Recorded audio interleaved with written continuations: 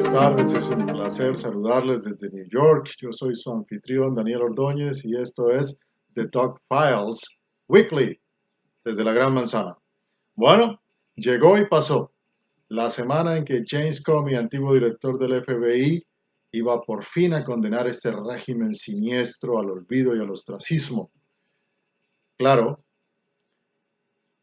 como todo en esta administración, estuvo este testimonio rodeado de gran fanfarria y de un increíble sabor farandulero que uno no se explica teniendo en cuenta la magnitud de los acontecimientos y la calidad de los actores. Pero como es todo un show, vamos aquí a presentarles la introducción de la entrada triunfal del director del FBI a la sesión abierta del Senado para testificar acerca de todo lo que ha pasado con este embrollo. A ver. Your former FBI director, standing 6'8", out of the University of Chicago and out of a job, James Comey. Y es que nuestra muy sofisticada democracia, como nos gusta pretender que tenemos, lo que ha ocurrido no se digna ni siquiera de los reality shows del tercer mundo. Los reality shows del tercer mundo tienen menos melodrama que esto que está ocurriendo. Por eso todo es así grandilocuente, farandulero, histriónico. Miren, el director del FBI, un hombre de carrera del Departamento de Justicia, de décadas en el Departamento de Justicia, que ha hecho todo el proceso para llegar hasta, digamos, el pináculo. Lo único que le faltó ser fue efectivamente fiscal general, que es la cabeza del Departamento de Justicia. Pero fue subdirector del FBI bajo la égida de Stephen Mueller, el actual agente especial que está investigando la trama con Rusia. Fue miembro del Departamento de Justicia a través de varias presidencias y llevaba más de 4 años siendo el director del FBI. Resulta imposible imaginarse que una persona con todas esas credenciales no tenga conciencia de las consecuencias de sus acciones en este momento. Está prestando testimonio en una audiencia pública ante un comité del Senado bajo juramento, lo cual significa ni más ni menos que si Donald Trump estuviera diciendo la verdad, hay que dar el beneficio de la duda, ¿no? Si Donald Trump estuviera diciendo la verdad y tuviera grabaciones de lo que conversaron privadamente, totalmente a solas, el director del FBI y él, y ello demostrara explícita y tajantemente que el director está mintiendo, este hombre podría terminar en la cárcel. Cuesta trabajo pensar que él no entiende esas implicaciones, lo cual nos lleva a la otra parte del tema.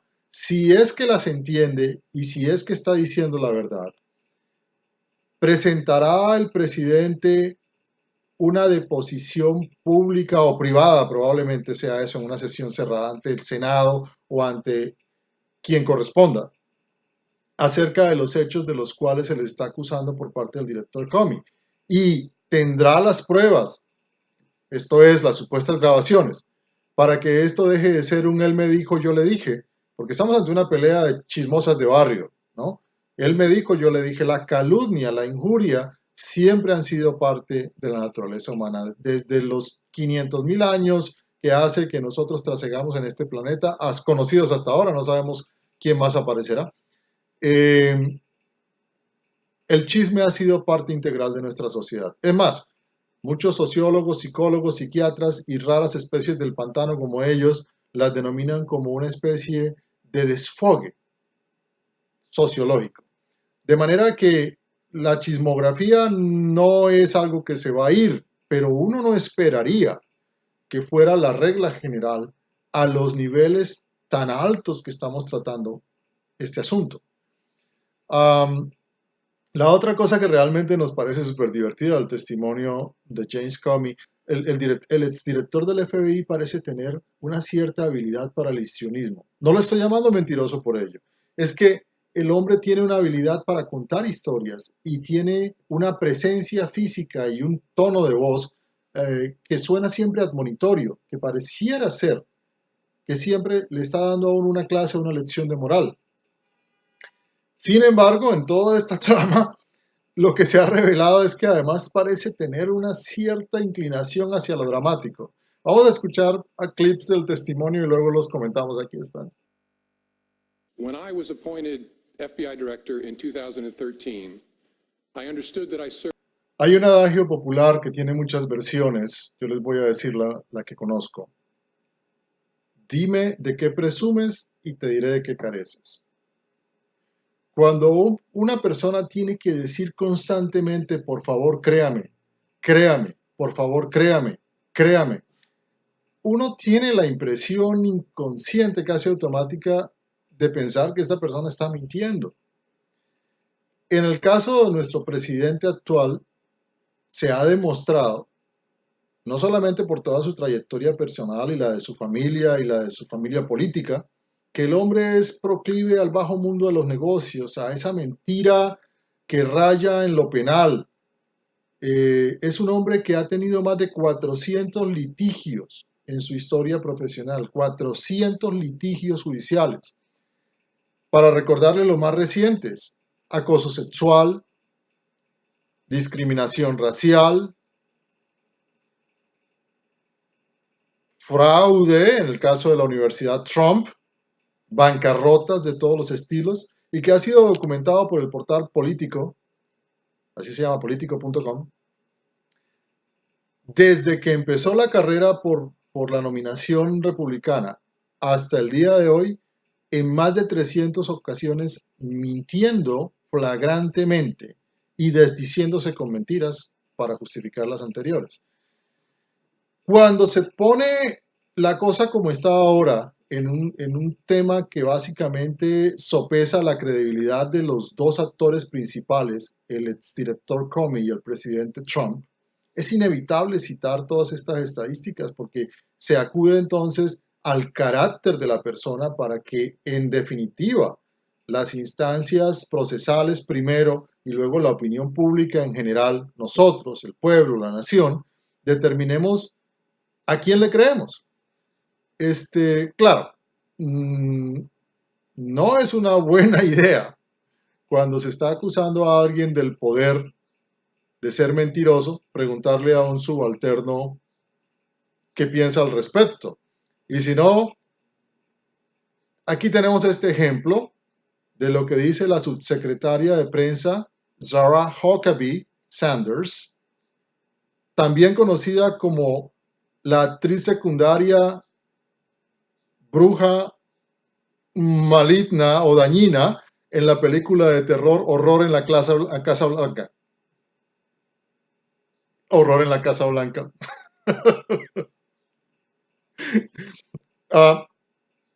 Antes de que me lluevan rayos y centellas, yo no estoy diciendo que la señora sea fea.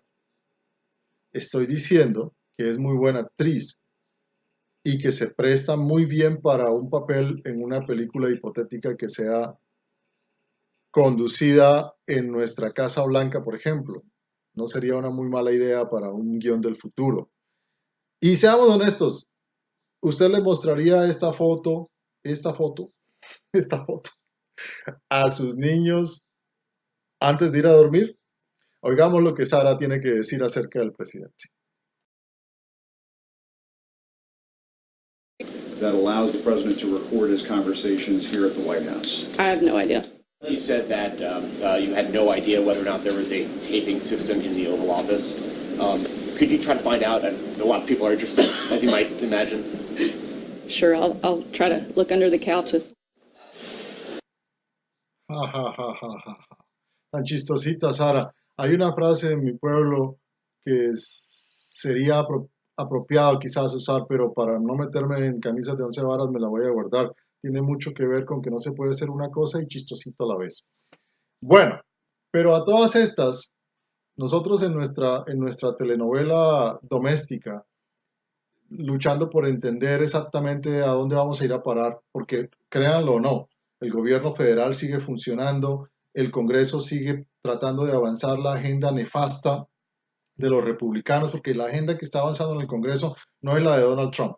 Donald Trump es simplemente el alcahuete, la marioneta a la que se le prometió redención económica, social y todo un proceso de alabanza por tanto dure su presidencia para que los republicanos puedan avanzar su agenda sin ningún contratiempo. Su misión es firmar y salir de la bancarrota con todos los tratos económicos que puedan hacer sus hijos en nombre suyo a través y alrededor del mundo. Entonces, esta agenda sigue avanzando.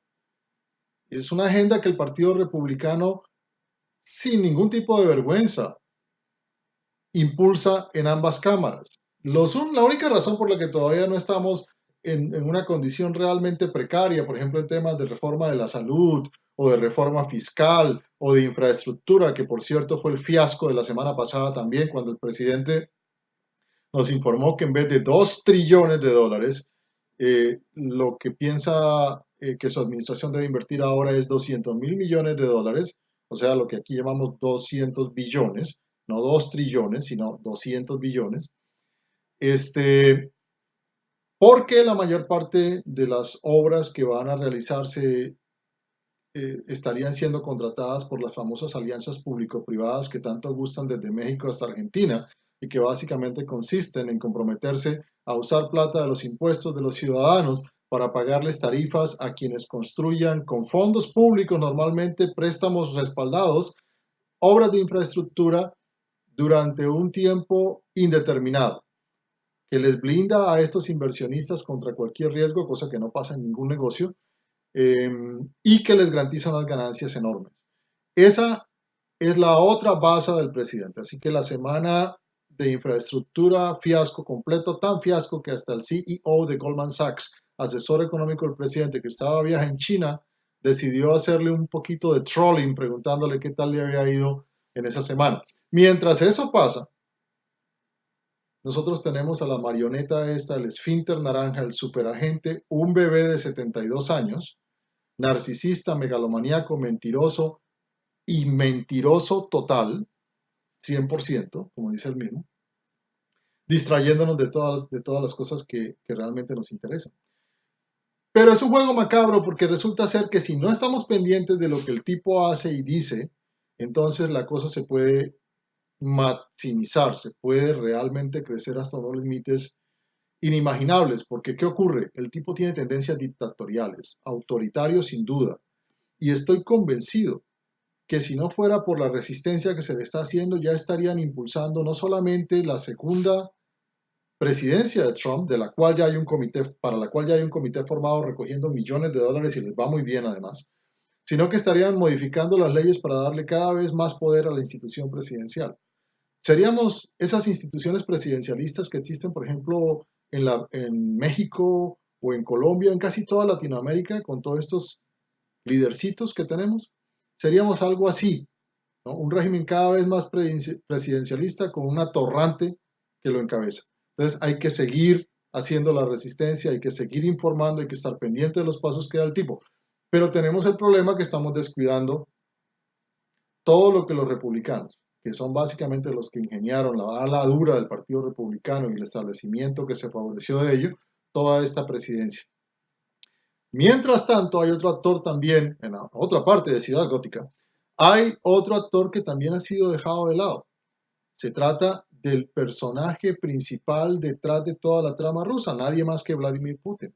Pues bien, una valiente heroína de nuestra prensa decidió aprovechar su estancia en un foro económico en San Petersburgo para solicitar y obtener, de hecho, una entrevista con el hombre más poderoso del mundo, Vladimir Putin. Y aquí están unos apartes de esa valiente travesía.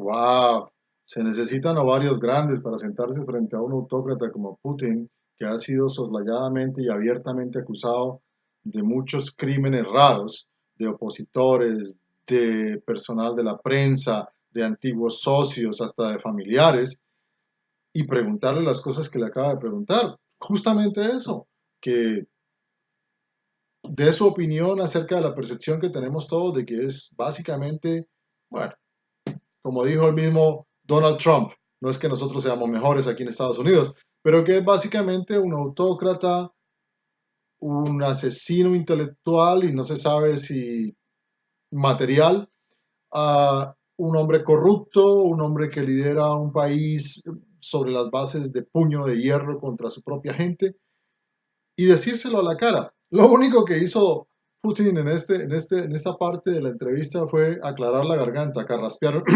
un poquito porque estaba como difícil la cosa. Pero vamos a escuchar lo que Putin hay que darle crédito, en un increíble ejercicio de refrenamiento, le contestó a Megyn Kelly, que es la persona que lo está entrevistando. Aquí está. Oh, Y para completar el sainete, Megyn Kelly no le hace realmente preguntas de seguimiento a Putin.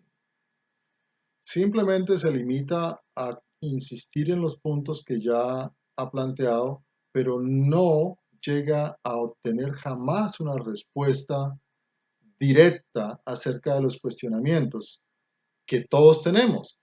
A pesar que Vladimir Putin ya había dicho un par de semanas atrás, como es su costumbre, que era cierto que había habido injerencia de los rusos en las elecciones americanas, pero que ello no había sido una política de Estado, sino que había sido la obra de algunos patriotas que habían tenido acceso a recursos tecnológicos maravillosos, no se sabe cómo. Lo único que yo creo que podemos sacar positivo de todo lo que está pasando con la interferencia rusa en las elecciones americanas es que finalmente hemos logrado desmitificar la política internacional de Estado de nuestro país. Los Estados Unidos han sido un país que desde su incepción, como corresponde a todo poder, así sea un poder regional o un poder global, como ha llegado a ser este país, cuida sus intereses. Y en el desarrollo de esa política ha interferido abierta o soslayadamente en las elecciones prácticamente de todo el mundo. Y es algo que no se nos olvida a los latinoamericanos cuando recordamos, por ejemplo, el bombardeo al Palacio de la Moneda en Chile para destituir a un presidente legalmente elegido en un juego democrático limpio e instalar en el poder a otro troglodita como Augusto Pinochet. Es algo que no se nos olvida a nosotros cuando recordamos todo el recorrido por la América Latina, pasando por Perú, Colombia, Guatemala, Panamá, El Salvador, la política de los contrarrevolucionarios en Nicaragua, el sostenimiento de sátrapas de todos los órdenes desde México hasta Argentina, sin ningún rubor, siempre y cuando favorecieran los intereses económicos y políticos de Estados Unidos. La población en general parece tener una memoria selectiva acerca de eso. Es más,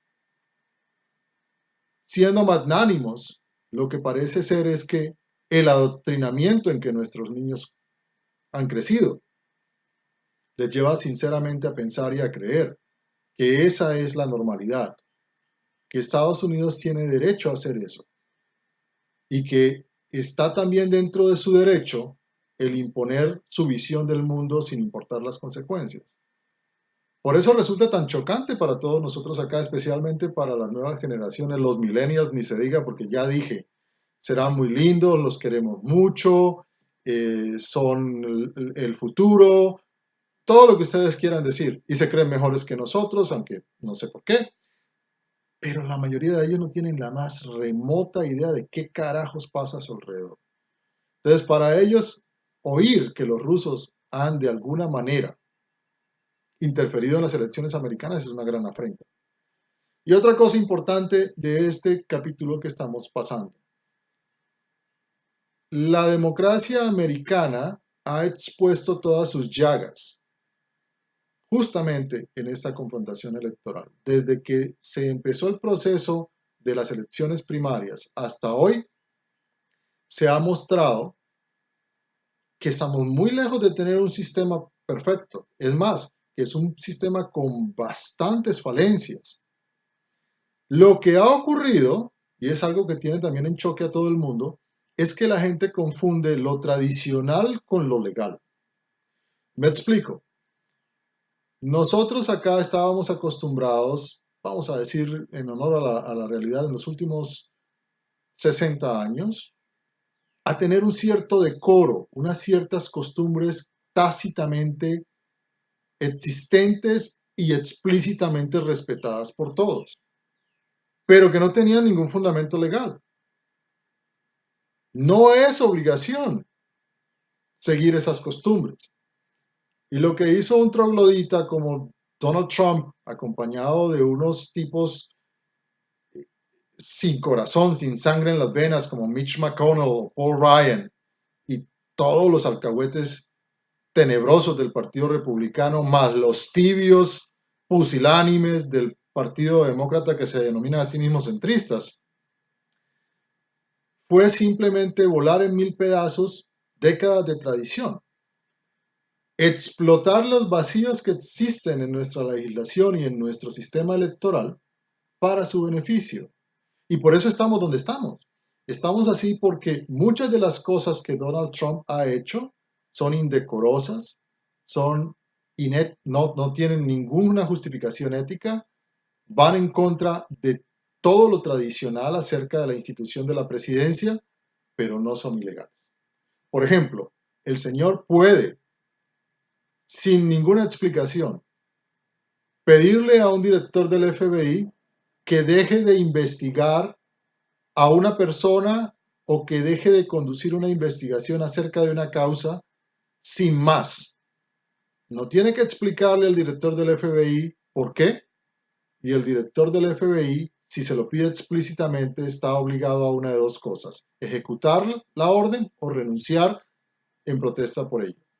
Y la siguiente cosa es que puede destituir el presidente al director del FBI sin razón alguna, aunque tradicionalmente haya sido nombrado, y es ya una costumbre que se creía institucionalizada por 10 años. Pero el presidente lo puede destituir a su antojo, cuando quiera, sin explicación, por ninguna razón. Claro, eso no es congruente con la corrección política. Un presidente caprichoso, un presidente sin educación, un presidente ignorante, un presidente atrabiliario,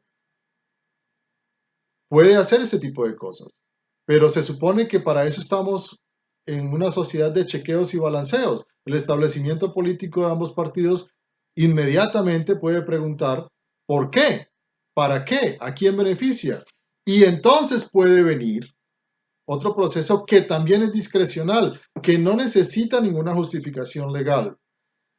Puede iniciarse un proceso de destitución del presidente, porque, por ejemplo, el presidente destituyó al director del FBI sin ninguna razón, simplemente porque quizás está emocionalmente desbalanceado o porque quizás simplemente no esté calificado para ser presidente.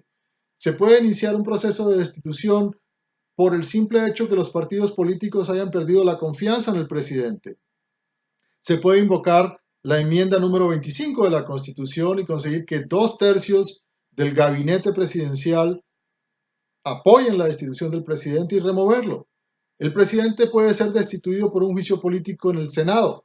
El presidente puede ser removido por muchas razones y por ninguna si políticamente se logra el consenso. Y para ello no se necesita ninguna justificación legal. No necesitamos ni siquiera probar que el presidente obstruyó la justicia. No necesitamos probar que el presidente tiene lazos no santos con otros países o que ha sido corrupto o que en el ejercicio de su presidencia ha usado su poder para beneficiar a su familia o para llevar a cabo actos de corrupción o actos ilegales de ninguna especie. Si el establecimiento político, como pasó con Nixon, en un momento dado decide que debe quitarle su apoyo político al presidente, más que todo porque los electores de ese establecimiento político les hacen sentir la presión, el pueblo les hace sentir que si no obran en consecuencia de lo que está ocurriendo, entonces ellos también van a perder sus sillas en el poder político, no va a ser posible remover al presidente. Cuando los políticos de ambos partidos, especialmente los republicanos, decidan tener el valor civil y pongan al país por delante de la politiquería, ya ha pasado antes, entonces tal vez podamos encontrar un camino constitucional limpio para deshacernos de esta pesadilla que nos gobierna.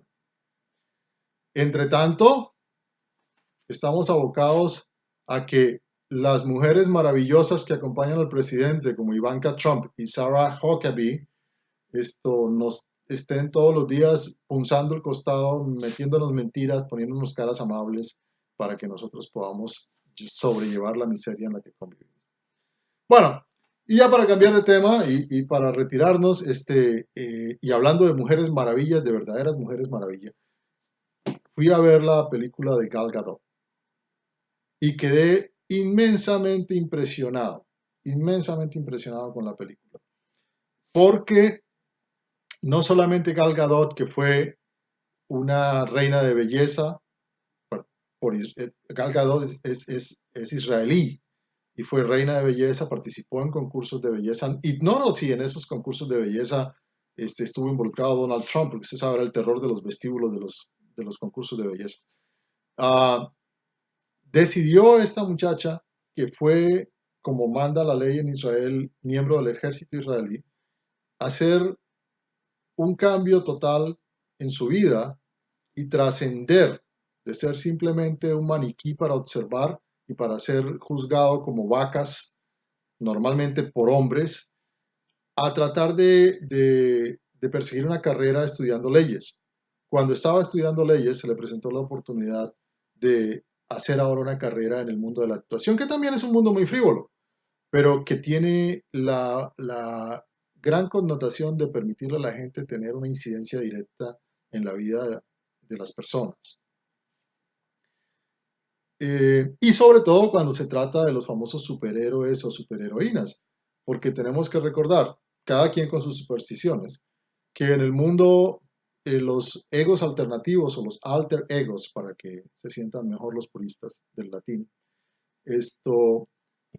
los superhéroes, llámelos ángeles, llámelos arcángeles, llámelos dioses, como quiera que los quiera llamar, o como los llamamos en esta época, superhéroes, normalmente son un camino interesante que los humanos tomamos para no tomar responsabilidad sobre nuestras propias vidas.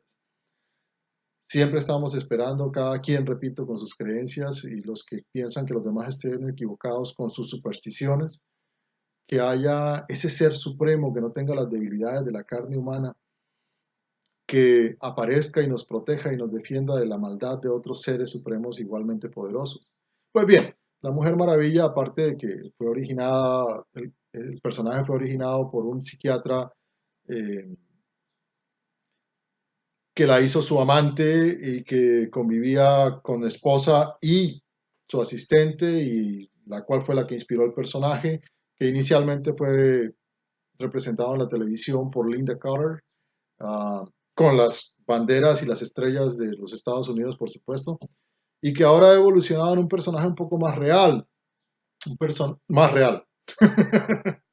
más acomodado al estereotipo, porque la Mujer Maravilla, la amazona, la hija de Hipólita, la hija de Zeus, supuestamente vivía en una isla del Mediterráneo, donde las personas no son precisamente rubias de ojos azules y donde la bandera de los Estados Unidos no se ondeaba por aquellos milenios.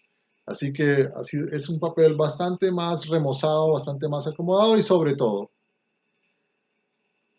que en mi opinión personal hace algo muy importante por el movimiento feminista moderado. Y es que envía el mensaje que es hora que nosotros, padres y madres del mundo, dejemos de engendrar y criar princesitas y más bien nos dediquemos a formar amazonas, con todo el poder, el conocimiento, el sentido de la rectitud y toda esa maravillosa, maravillosa energía que tiene el género femenino. Y que eso se encauce, así como en esta película pretenden hacerle entender, sobre todo a padres y madres y por ahí derecho a las niñas, del enorme poder que reside en ellas y de cómo pueden usarlo para bien, para que puedan decirle a los maridos, a los novios o a los Donald Trumps de este mundo cosas como las que dice el personaje de Gal Gadot. Aquí les vamos a dejar unos clips de eso. Con eso nos despedimos. Disfruten. Lo que hago no depende de ti.